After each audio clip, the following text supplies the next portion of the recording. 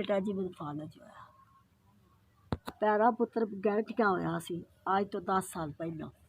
तो गैठिया की बीमारी नाल चढ़ गया तो हथ भी थोड़े थोड़े लत्थे दे थे मेरा बिया फौत हो गया मेरे 2 साल हो गए फालज हो गया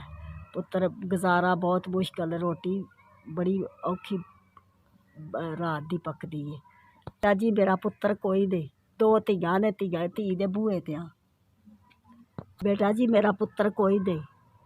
2 धियां ने ते धी दे बूहे ते रहिंदी आ ते धी भी किराए ते धी दे 3 बच्चे ने बंदा मेहनत मशक्कत करदा है अगे मैं सिलाई करदी सा कपड़े सींदी सा ते इस घर दा बड़ा सर्कट सही चलदा सी हुण ओह कम्म मेरा फालज होण नाल कुछ भी नहीं कर सकदी ते दवाई बड़ी औखी लेई जांदी आंडी रोटी दा वक्त नहीं लगदा आंडी बड़ी मुश्किल रात दी पकदी है ते दवाई काहदी लवां कित्थों लवां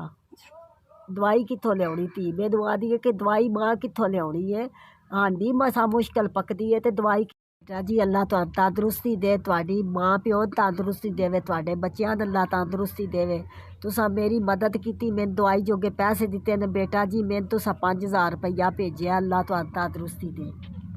मौला करीम 5 दिन पाक दा सदका तुहानूं अल्लाह तंदरुस्ती दे जी अल्लाह तुहानूं इन्ना देवे जिन्ना नदी च पानी है अल्लाह किसी चीज़ की तुहानूं कमी ना दे मौला करीम तुहाडे माँ बाप नूं सेहत देवे अल्लाह तुहानूं भी तंदरुस्ती देवे बेटा जी तंदरुस्ती 100 नियामत है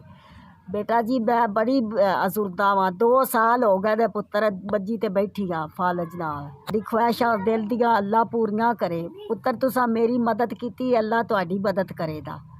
बेटा जी पैसे भेजण आया हो अल्लाह तुहानूं हर मुसीबत तो अल्लाह दूर रखे